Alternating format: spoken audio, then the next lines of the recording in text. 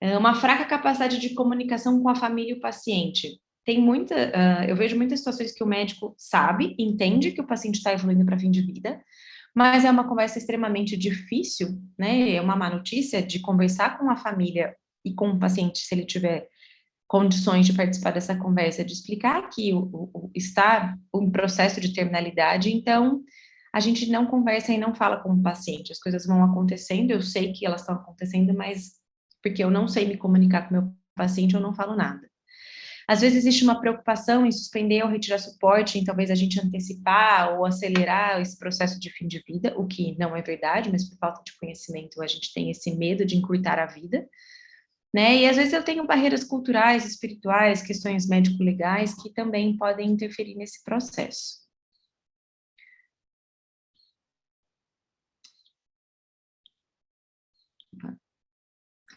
E aí, como é que a gente faz, né? Como é que eu vejo esse paciente? O foco desse cuidado é preservar a vida sem tornar o tratamento mais sofrido do que a própria doença.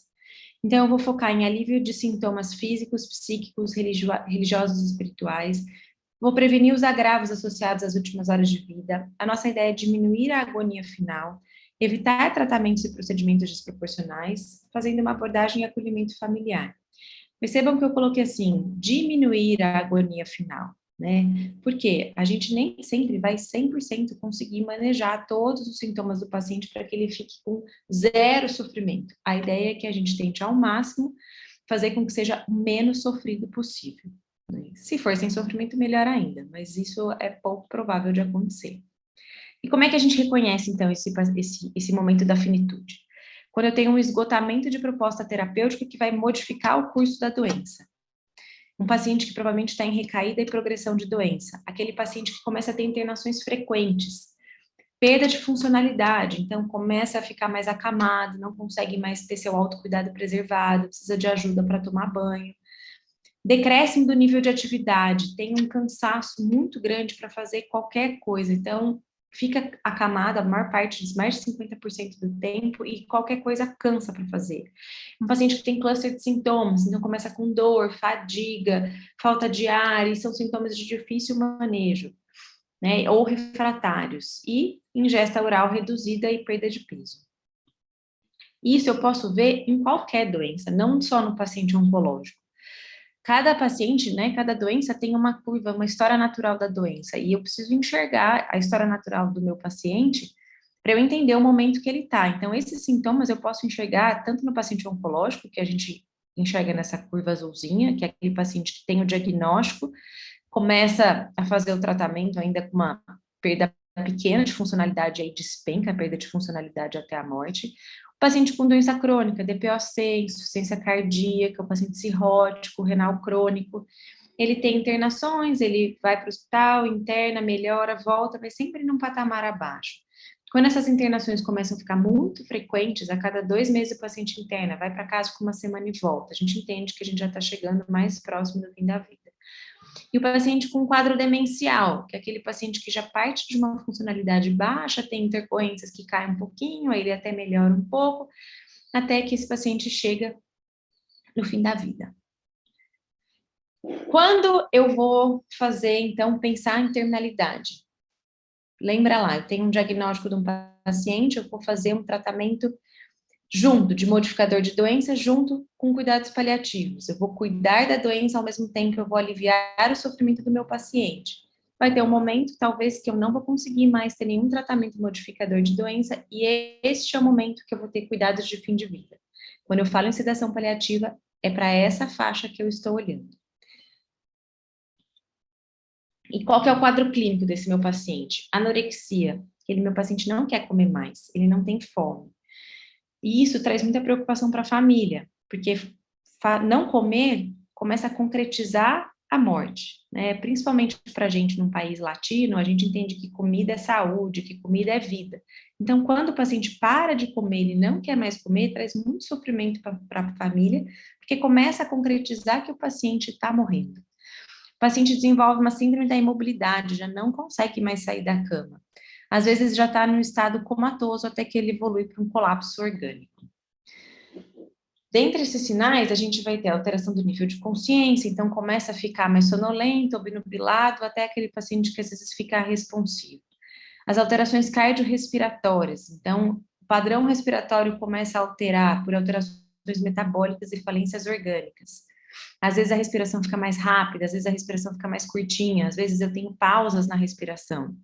Eu vou ter diminuição e eliminação, diminuição de eliminações fisiológicas. Então, o paciente para de fazer cocô, você dá um monte de laxante, mesmo assim ele não faz cocô. Para de fazer xixi, a gente vai lá e hidrata o paciente, mesmo assim ele não faz xixi. Diminuição da ingesta oral, o paciente não tem fome e a comida até faz mal nesse momento, né? Se ele tiver consciente, às vezes ele tem náusea, fica com a sensação de empachado, ou se a gente estiver dando dieta por sonda, o paciente pode ter vômito, distensão abdominal. Eu vou ter um colapso periférico, o que é isso? O paciente vai ficar com mãos e pés gelados, né? A circulação diminui na periferia. Eu vou ter uma exacerbação de sintomas físicos, aquele paciente que está com uma dor que vinha controlada e de repente descontrola, que nada que a gente faz consegue controlar. Falta de ar, o paciente vinha com sintomas controlados, de repente fica super difícil manejar.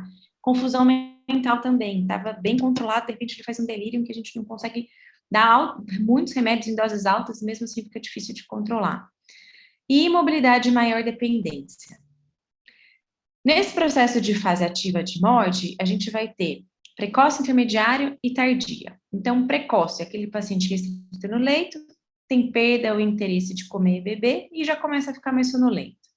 Quando eu vou avançando nesse processo da fase ativa de morte, vou ter um declínio a mais desse status mental, então se ele estava sonolento, provavelmente vai ficar confuso e mais sonolento, obnubilado, e vai ficar pouco tempo alerta, de olhos abertos. E eu começo a ter dificuldade no manejo das secreções orais, que é o que a gente chama de sororoca, que é aquela respiração ruidosa, porque o paciente começa a perder a coordenação de engolir e a saliva vai ficando parada aqui na garganta. E quando eu tenho o processo final dessa fase ativa de morte, já é um paciente que já está em coma, já está fazendo febre, hipertermia. Na verdade, não é febre, é hipertermia. É aquele paciente que está 39 de temperatura, e a gente às vezes acha que ele está infectado, mas não necessariamente é infecção, e sim é o processo de fim de vida. Alterações do padrão respiratório, que eu falei para vocês, às vezes eu tenho uma hiperpneia, então o paciente respira rápido, respira superficial, ou ele faz pausas, né? Então ele respira, pausa, pausa, ou associação dessas duas respirações juntas. E o livedo reticular é quando fica o branco com o roxinho na mão, nas pernas principalmente, né, e às vezes até mais central no rosto. E esse tempo, às vezes, vai de 24 horas a mais ou menos 1 a 2 semanas. Quando a gente vai chegando na fase tardia, a gente entende que a gente está nas últimas horas de vida do paciente, né? Dentre esses cuidados de fim de vida, eu vou focar aqui na sedação paliativa. Qual que é a definição de sedação paliativa? Então, ela é a redução intencional do nível de consciência. Para quê? Para eu controlar sintomas refratários responsáveis por sofrimento intolerável ao paciente, no cenário de uma doença terminal, na fase final de vida. Então, uma expectativa menor que 2 semanas.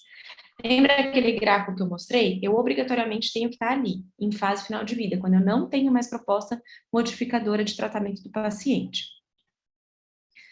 Mas o que é sofrimento refratário?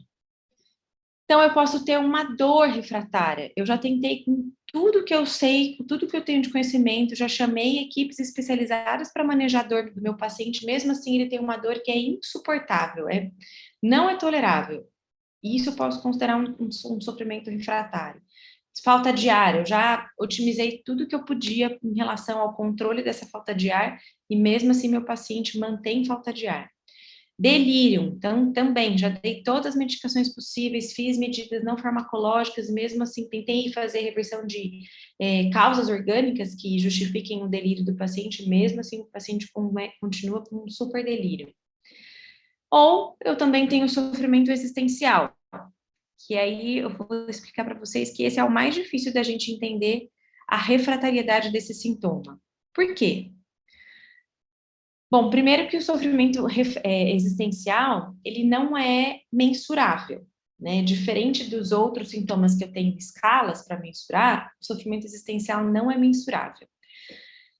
A primeira causa que a gente tem na maior parte dos estudos de indicação de sedação paliativa é delírio, né? Segundo, vem crescendo muito sofrimento existencial. E aí, eu levanto uma bandeira que, nestes casos especificamente, a gente sugere que tenha uma equipe de cuidados paliativos cuidando desse paciente, ou uma equipe de saúde mental cuidando desse paciente, para entender se esse sofrimento sim é refratário e se esse paciente vai ter indicação ou não de uma sedação paliativa.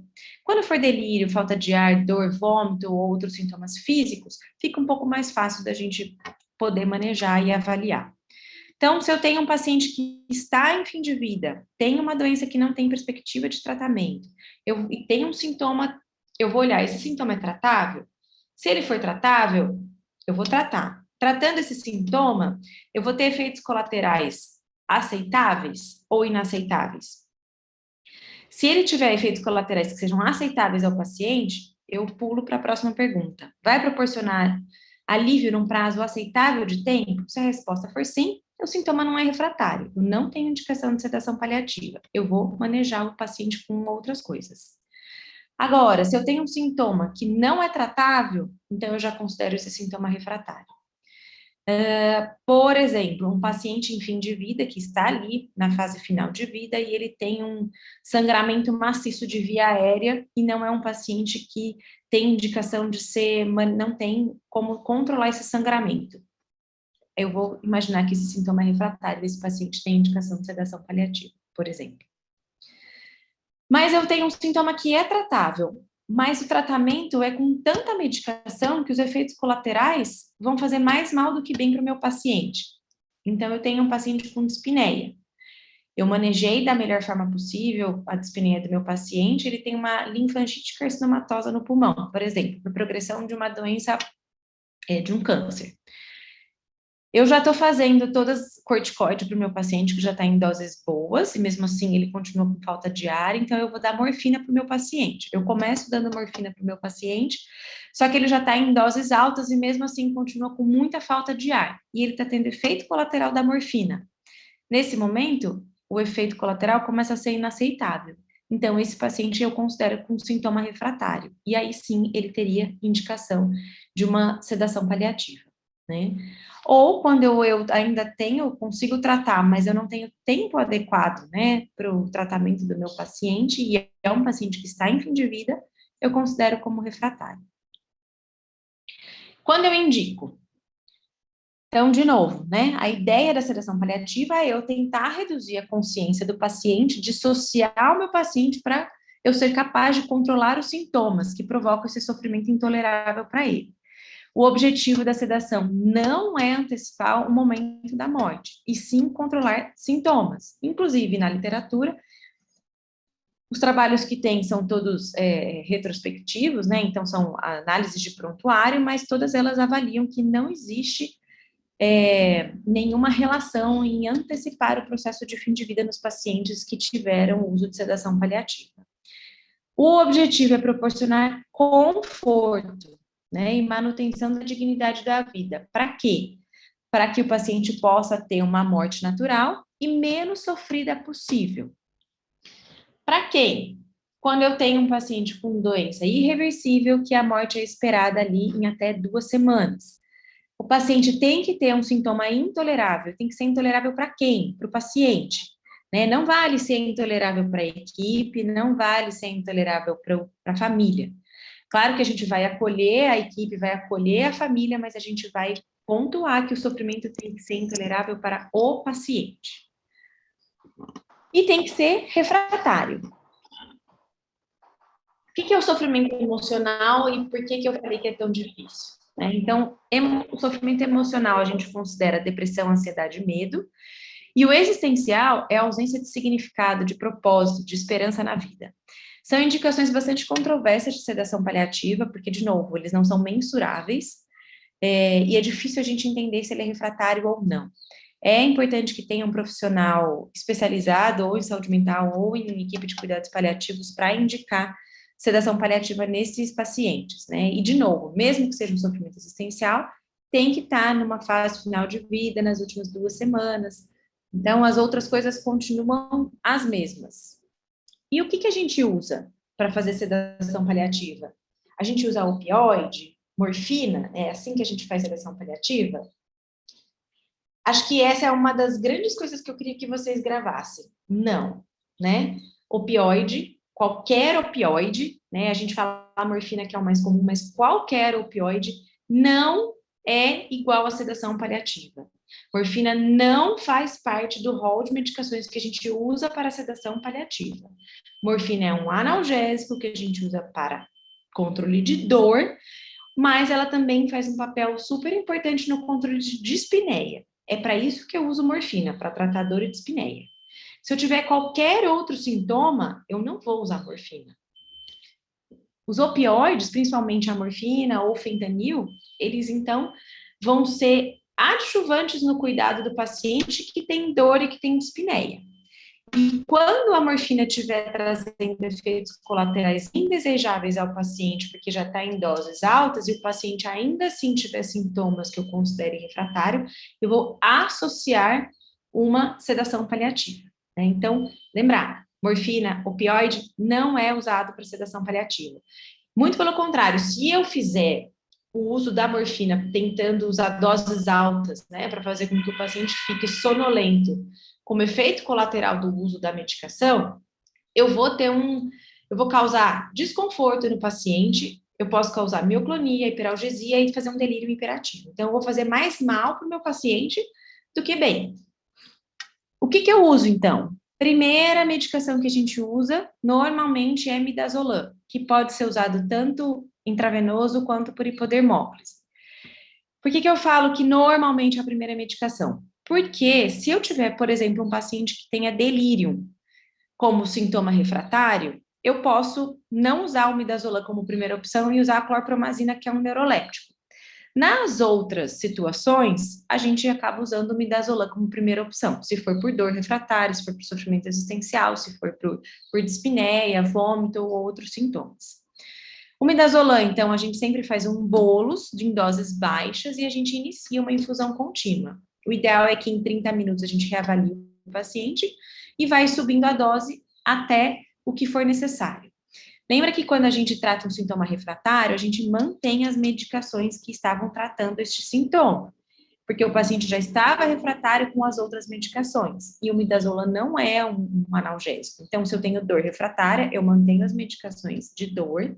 Então, se o paciente já está com morfina e outras medicações de pirona, por exemplo, eu mantenho e eu associo o midazolam. Os neurolépticos, dentre os neurolépticos, pode ser o haloperidol também, mas a clorpromazina é mais sedativa, então a gente dá preferência a usar a clorpromazina. Posso fazer ela em bolos ou em infusão contínua. E a infusão contínua, normalmente a gente faz mais EV do que hipodermóclise. A literatura é um pouco controversa em relação ao uso da clorpromazina via hipodermóclise, aí cada serviço vai ter o seu protocolo.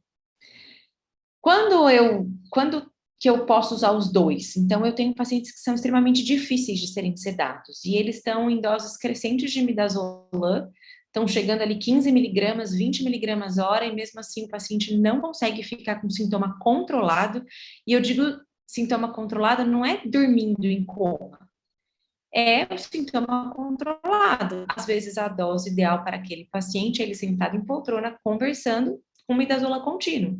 Ele não está dormindo inconsciente. E está tudo bem, porque, lembra, o meu intuito, o meu propósito de sedação paliativa é controlar o sintoma. Então, é a dose necessária para que isso aconteça.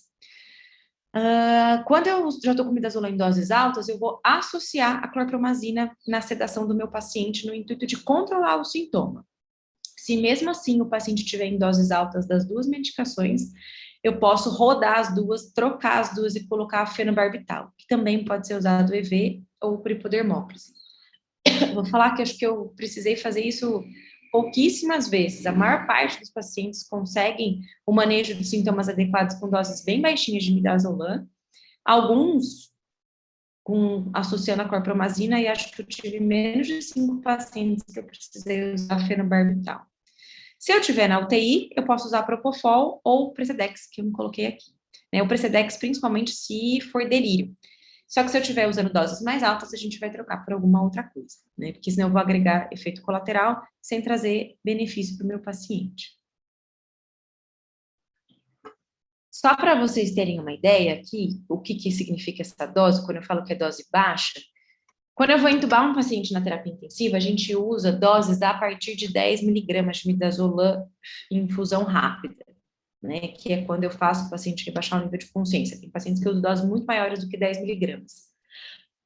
Aqui eu estou falando em 1,5 miligrama para eu fazer em dose inicial e 0,5 miligrama a hora. Então, é uma dose muito baixa que não causa depressão respiratória no meu paciente.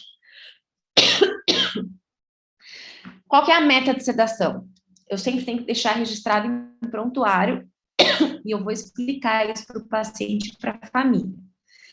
Ela pode ser iniciada, às vezes, de forma intermitente, se só à noite, por exemplo, e caso o sofrimento não melhore, aí eu posso deixar ela de forma contínua.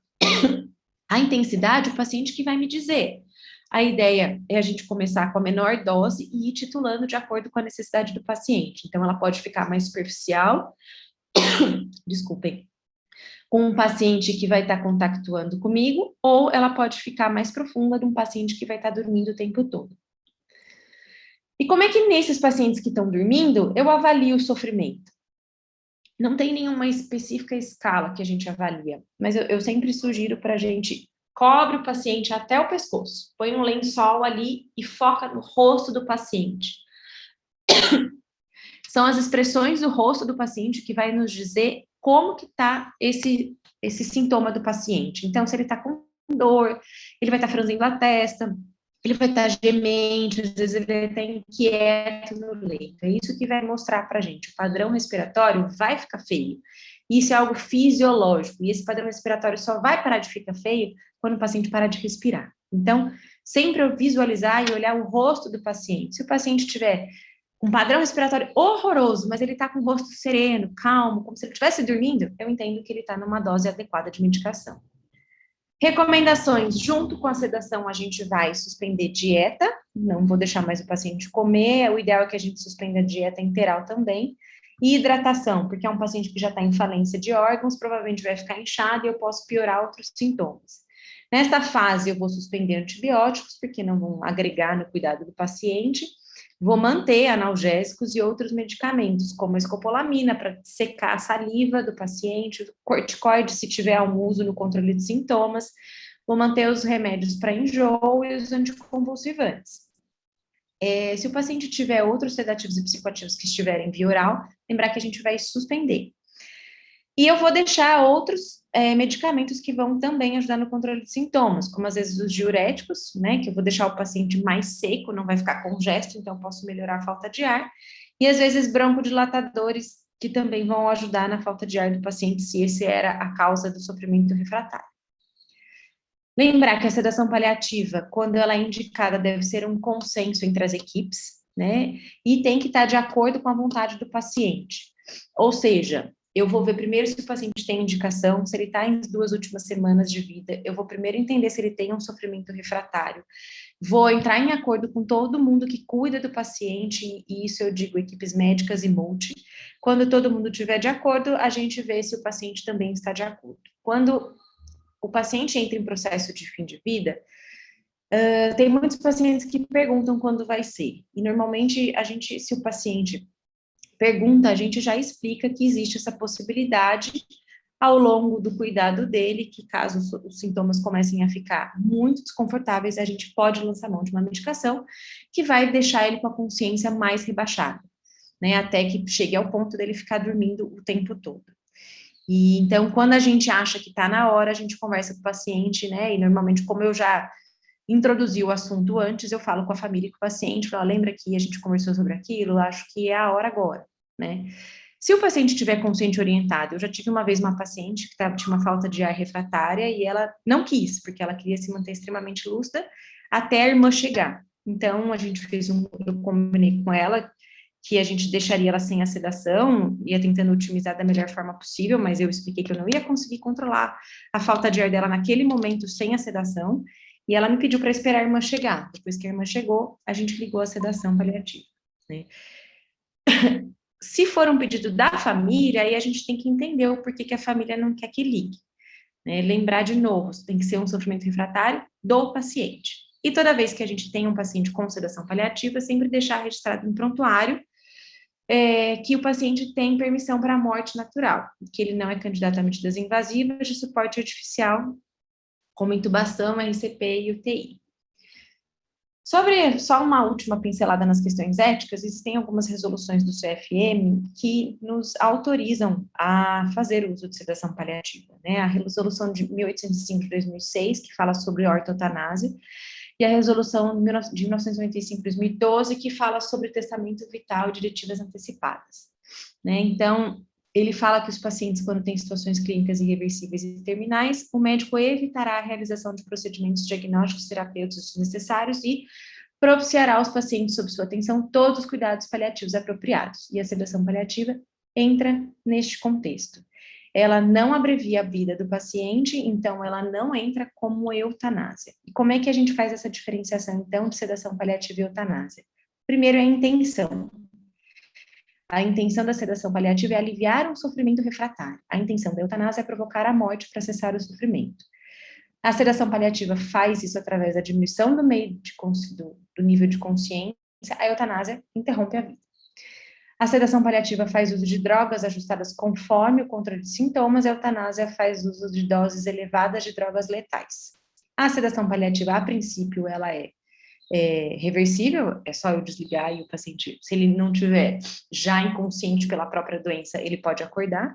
A eutanásia não, o paciente morre imediatamente. O objetivo da sedação paliativa é o alívio do sofrimento, da eutanásia é a morte rápida, para aliviar um sofrimento também. Última coisa antes da Ivy continuar a aula, só mostrando para vocês, esse é um trabalho que eles avaliam pacientes que foram sedados e não sedados e o tempo que o paciente demorou para morrer, desde que foi diagnosticada a finitude, né? E aqui, mas por que tem paciente que não foi sedado? Porque nem todo mundo precisa ser sedado, nem todo mundo tem sofrimento refratário. A comparação que eles fizeram na mediana de dias foi aqui, nesse estudo aqui, né? 25 dias nos pacientes sedados, 23 dias nos pacientes não sedados. 8 dias nos pacientes sedados, 4 dias nos pacientes não sedados, né? Então, vocês verem aqui que a sedação paliativa não antecipa o fim de vida do paciente, né? Só queria também falar que não é adequado usar o termo sedação terminal, porque a ideia é controle de sintomas e não a morte do paciente, e a gente sugere que sempre também que tiver algum conflito na indicação de sedação paliativa, além, né, de se você quiser sedar por sofrimento existencial, acionar a equipe de suporte de cuidados paliativos para uma avaliação. Daquele paciente que eu falei no começo, né, em relação ao paciente de 42 anos, que tinha um sofrimento existencial, não tinha disfunções orgânicas e ainda tinha uma funcionalidade boa, se ele tinha indicação de sedação paliativa, não. Por quê? Não era um paciente em fim de vida. Então, lembrar que se mesmo eu tenho um sintoma refratário e não estou em fim de vida, eu vou ter que achar outras estratégias para melhorar o sofrimento desse meu paciente.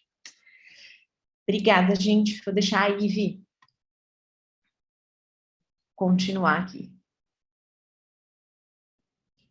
Vamos lá. Obrigada, Veri. Acho que você torna a sequência muito mais fácil, então também vou tentar otimizar aí, trazer alguns complementos. Vocês estão vendo a minha tela? Sim. Então, vamos lá. A ideia é falar um pouco agora do protocolo de cuidado de fim de vida. E eu pensei em trazer um pouco dentro dos temas que a gente já construiu, abordou dentro do próprio protocolo. É interessante falar que esse protocolo foi construído a várias mãos, né? Então, a Valéria, junto comigo, com da enfermagem, eu e a Júlia Drummond, teve a equipe da psico com a Dani Achete, equipe médica com o Dr. Daniel Forte, doutora Ana, na equipe da farmácia, equipe de concierge. Então, assim como o cuidado tem que ser multiprofissional, a construção desse protocolo também teve aí a colaboração de todos. Então, passando um pouco para olhar, né, a questão do objetivo do cuidado, o processo ativo de morte, né, o que é isto, como a gente tenta identificar, o tratamento e o foco nos sintomas, quais são os cuidados que a gente foca neste momento, os riscos envolvidos e o nosso próprio protocolo institucional. Então, pensando um pouco quando a gente fala de processo ativo de morte, a gente tem duas rotas aí, segundo a literatura, que eles classificam como a rota mais fácil, onde o paciente já, que seria a rota normal, ali de sonolência, vai para letargia, semicoma, coma e morte. E um outro processo que é o que eles chamam de rota mais difícil, onde a gente tem inúmeros sintomas que podem, inclusive, aumentar e trazer muito mais desconforto, né? Que podem ter aí tremores, confusão, delírio, mioclonias, até convulsões para entrar nesse estado de coma e morte. E que nem todos os processos de morte seguem esta rota também. Então, nós temos também variações, o que complica ainda mais a identificação em muitos casos. Pensando em objetivo do cuidado, né? Então, a gente traça 3 objetivos. O A, que tem a prioridade de tratar a doença. O objetivo B, a gente vai continuar com o foco no tratamento da doença, mas começando a ter um olhar mais criterioso para saber e avaliar se esse tratamento não está imputando, trazendo mais sofrimento ao paciente do que a própria doença. E quando a gente foca no objetivo C, onde a prioridade é o conforto, nós vamos olhar para a qualidade de vida, controlar e amenizar os sintomas, prevenir a evolução dessa doença sempre que possível e considerar suspender algumas medidas com um objetivo de conforto, de tratar a pessoa e os seus sintomas e não mais a doença. Então, neste estágio, o tratamento ou as tentativas de impedir a progressão da doença, muitas vezes já não são mais possíveis, e a gente vai focar aí, ter o direcionamento do nosso trabalho para o conforto. Em geral, alguns pacientes com doenças crônicas, a gente começa a observar os sinais aí de processo de morte já nesta etapa, onde a gente já não tem mais tantas medidas tantas propostas terapêuticas, tanto no tratamento efetivo quanto no controle dessa doença. Importante a gente olhar que este processo, ele é repleto de sentimentos, né, que podem trazer medo, tristeza, ansiedade, dúvidas, esperança, angústia, pesar, né, exaustão. A gente observa isso entre os nossos pacientes, nos seus familiares aí, cuidadores, mas também a gente observa isso na própria equipe. Né? Então, é importante a gente ter este olhar, que estes sentimentos eles vão surgir em diversas esferas de cuidado, mas também de diferentes maneiras eles são expressados. E no processo ativo de morte, a gente foca os cuidados em planejar esse tratamento e adequação, trabalhar em equipe aí de forma sincronizada, detalhada, garantindo inclusive, né, a avaliação e e manter estes cuidados nas 24 horas aí, então toda a equipe envolvida, considerar a racionalidade terapêutica e respeitar aí a individualidade, a biografia, né, as necessidades e as particularidades desse paciente e família.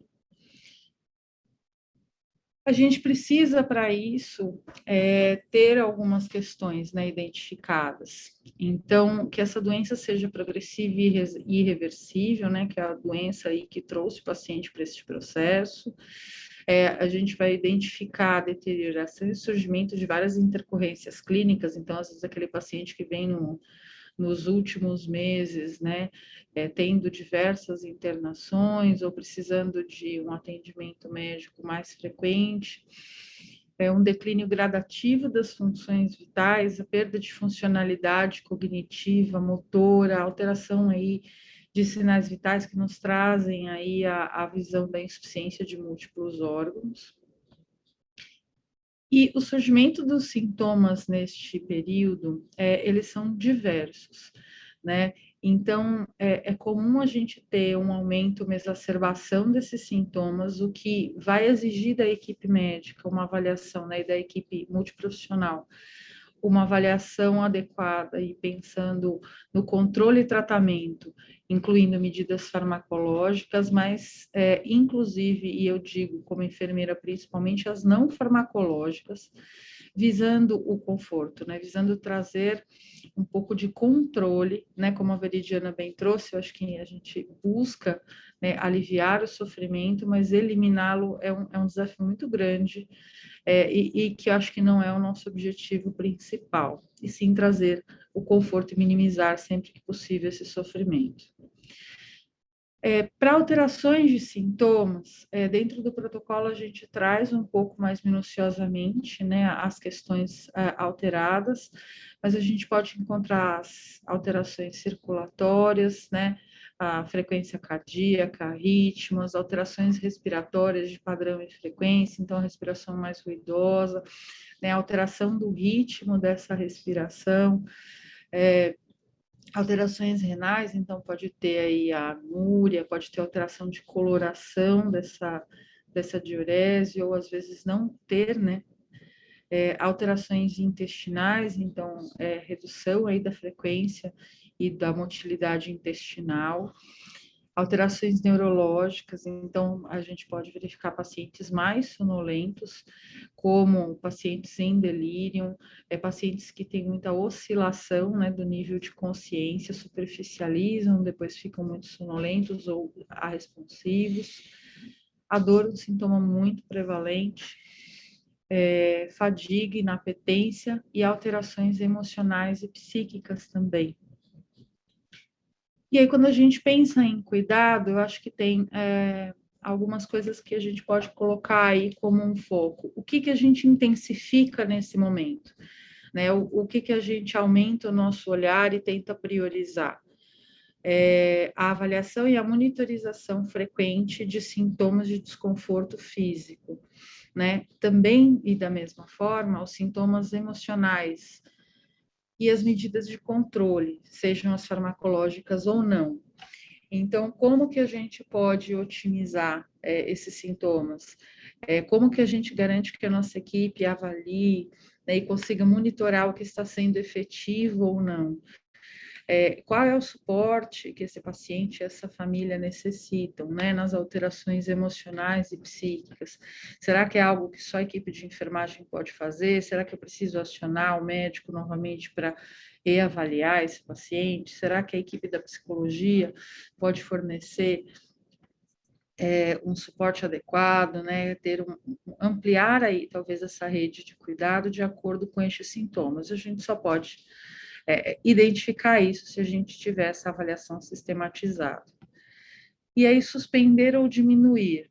Então, a questão de glicemia capilar de horário, então, talvez o paciente já não se beneficie mais, né, desse tipo de monitoramento. As monitorizações invasivas e controle de sinais vitais. Então, se o cenário de internação é numa enfermaria, numa unidade onde não há necessidade, né, e não é rotina monitorização, talvez rever a frequência de sinais vitais para uma vez ao dia.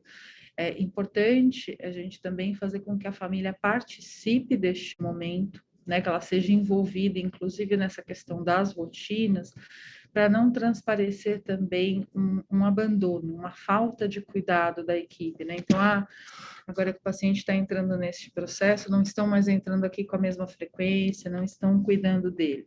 A gente faz esse raciocínio pensando nas monitorizações e nos controles, mas isso também é para todos os outros demais cuidados, né, que talvez não se façam necessários numa mesma rotina, e aí a gente pode considerar as rotinas de cuidado de higiene, banho, né? Em alguns aspectos elas podem ser adequadas para o momento.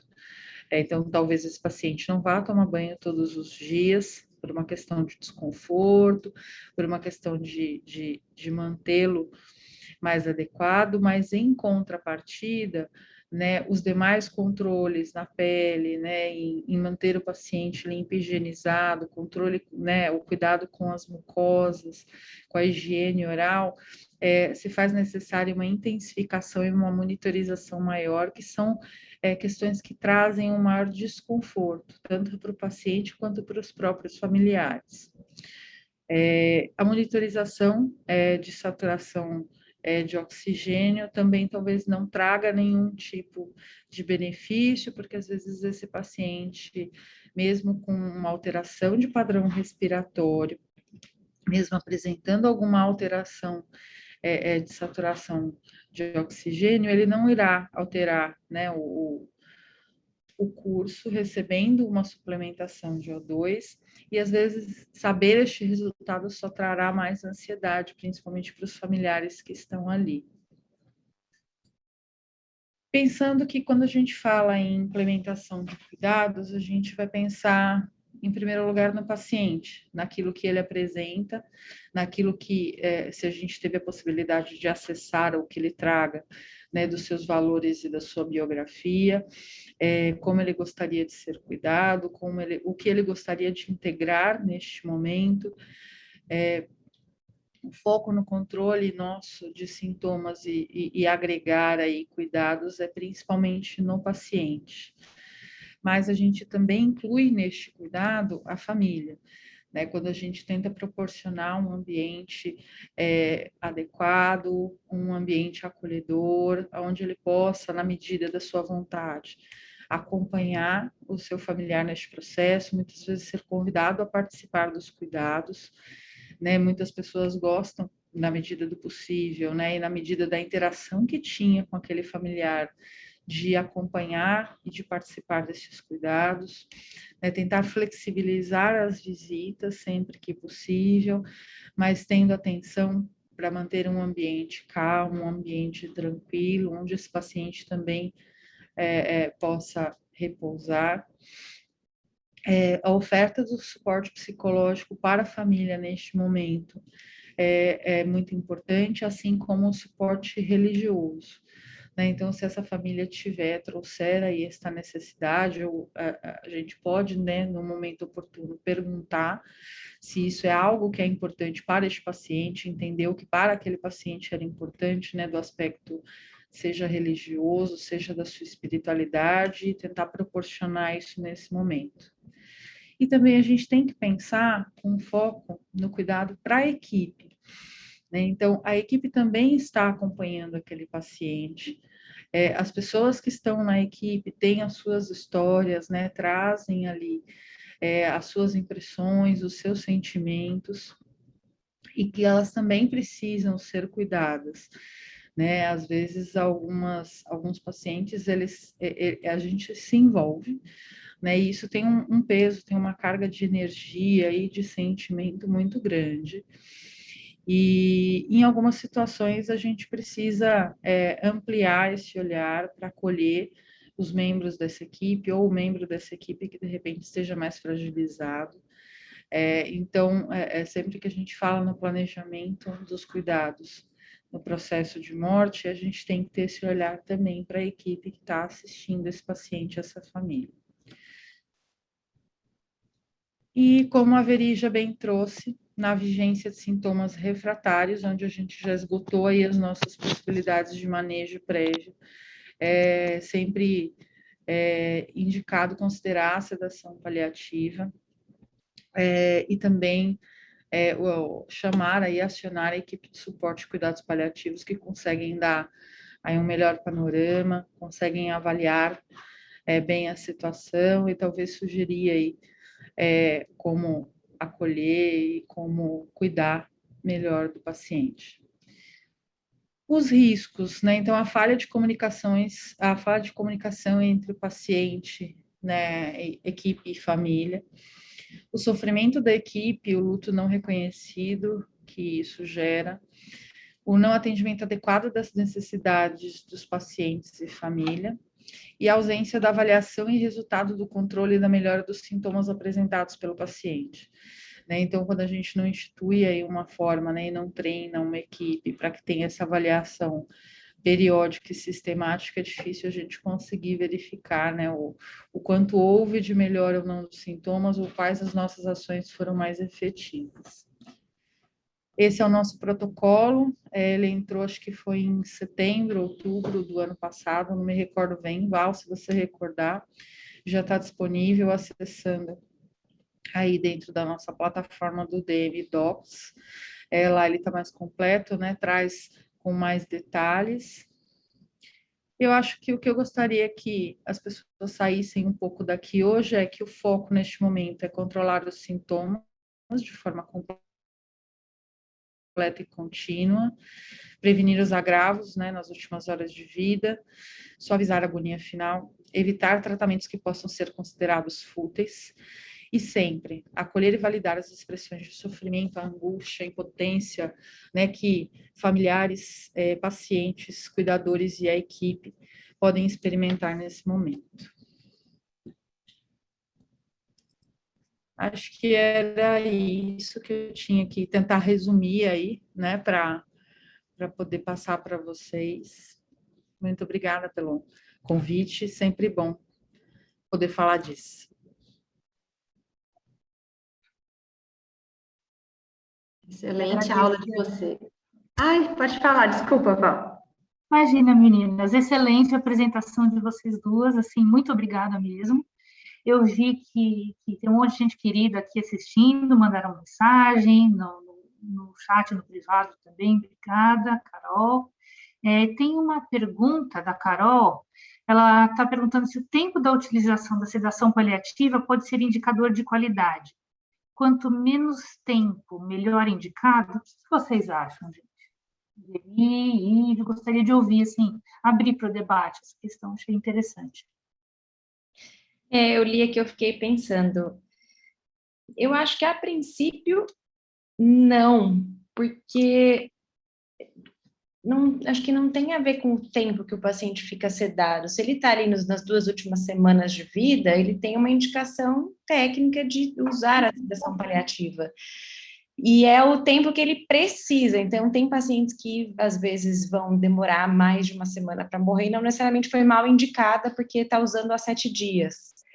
Então, pensando que é uma indicação muito individual, eu não usaria como indicador de qualidade o tempo da sedação paliativa. Claro que se você começar a usar, pegar a gente usando há mais de 15 dias, aí, pera lá, tem alguma coisa errada. Mas acho que até 15 dias, ser 2, 3, 5, acho que não. Eu ia fazer um contraponto. 5 minutos, nisso. né? 5 minutos?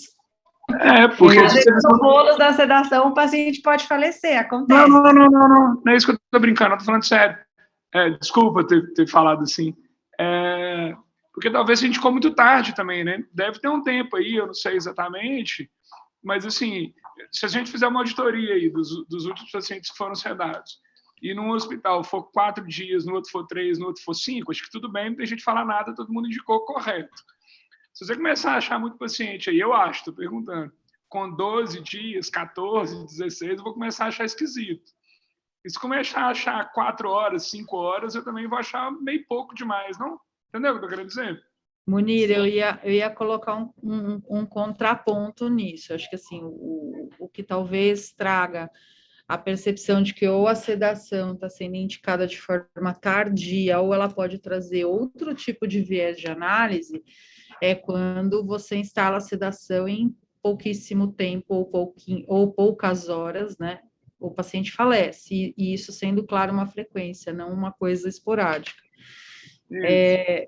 Mas, assim, haveria, acho que pode contribuir mais nessa resposta, mas, assim, uma média, tirando isso como indicador de qualidade, eu acho muito difícil, porque isso é muito variável e depende muito de inúmeros outros fatores, entendeu? Então, acho que, assim, a doença de base, o estado do paciente, o status dele prévio, de repente, qual foi a trajetória dessa doença, a idade do cara. Então, assim, eu acho que tem muito fator ali para trazer viés do que só o tempo.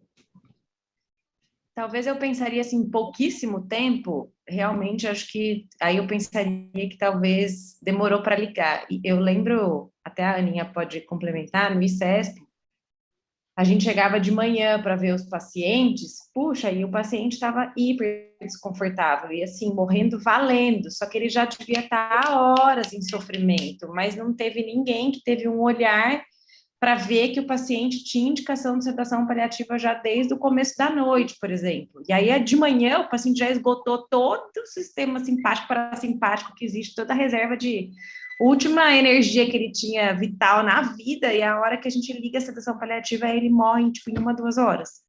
Aí, sim, eu acho que é uma falha, assim, que eu acho que demorou para ligar. Mas se for 1, 2, 14 dias, aí eu acho difícil avaliar, porque eu acho que cada um vai ter a sua qualidade. Mas se realmente todos os pacientes foram poucas horas, aí algo tá esquisito. Não, estamos falando igual.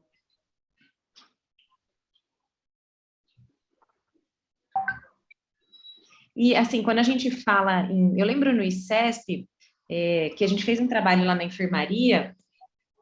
Se eu não estiver enganada, acho que foram só 30% dos pacientes, não foi, Aninha, que a gente indicava a sedação paliativa?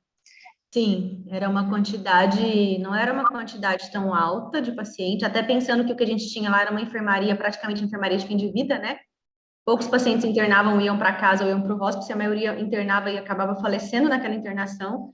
A gente tinha uma taxa de indicação que estava até de acordo com a literatura, né? Que eram uns 30% mesmo. Uma coisa que me incomoda muito, né? A Veri falou no comecinho da aula, né? Que vem crescendo aí como segundo lugar o número de pacientes sedados por sofrimento existencial. Eu fico muito incomodada quando eu vejo muitos pacientes sendo sedados por sofrimento existencial. Isso eu tô falando independente, né? Assim, enfim, muito por uma questão de que quando a gente estuda sofrimento existencial, eu tenho que ter certeza de que eu consegui abordar esse paciente de várias formas e de uma forma interdisciplinar, né? Então, assim, se ninguém conseguiu conversar com esse paciente para entender o porquê desse sofrimento, se não tem uma equipe interdisciplinar capaz de avaliar, eu fico sempre desconfortável com muito receio. Esse sofrimento existencial é do paciente, é da equipe, é da família. Então, eu acho que isso é alguma coisa para a gente rever, que essa não pode ser a nossa principal indicação de sedação, né? Tem que continuar sendo delírio, dispneia e dor, né? Não sofrimento existencial. Principalmente quando o paciente ainda tem funcionalidade, né?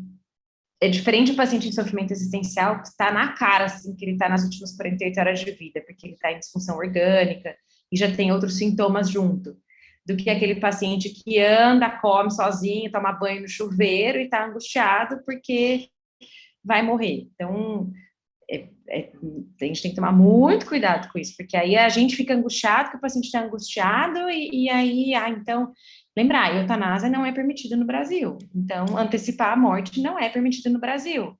Como a Luciana Dadalto diz, aqui no Brasil, falar que as pessoas morrem bem, nem todos, né, que teriam pessoas que gostariam de antecipar a morte, e isso não vai acontecer, né, a gente não pode fazer isso. Tem uma outra coisa do... Pode falar aí, depois eu falo. Eu ia só complementar, mas é uma visão pessoal minha de que me preocupa quando se fala deste assunto e se escuta um pouco de que medir a qualidade em serviços de cuidado paliativo é quando você tem um baixo índice de indicação de sedação. Eu acho que isso depende muito do perfil do seu paciente, do local que você está, né? E às vezes até sazonal, né? Às vezes você tem uma leva de pacientes que você consegue manejar e ele não precisa, porque quando você coloca isso atrelado à qualidade, parece que é uma meta. Eu não posso passar de tantos pacientes sedados, porque isso vai me gerar um índice que vai dizer que o meu serviço não tem qualidade. Quando a gente fala de que isso tem que ser o cuidado tem que ser muito individualizado e personalizado, eu acho que é a indicação disso também. Então, acho que o medidor de qualidade não pode ser isso, né?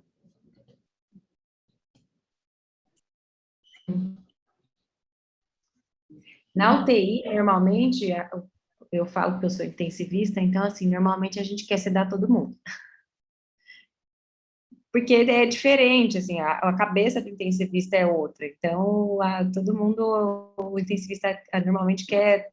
Quase todos os pacientes que morrem na UTI, a grande maioria morre com sedação. Se todos precisavam, às vezes eu fico me perguntando se todos precisavam, mas é uma coisa que é mais comum na UTI, então a tolerância de sofrimento é menor, a impressão da equipe. E aí acaba usando mais sedação.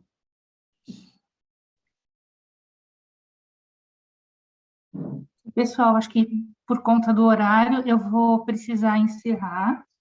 Convido vocês para a nossa próxima reunião. O tema ainda está em aberto, a gente está fechando o tema. A data vai ser dia 9 de maio, tá bom? Agradeço a presença de todos. Obrigada de novo, Verive, pela excelente apresentação. E até a próxima. Um abraço. Obrigada, Val. Obrigada a todos. Boa tarde.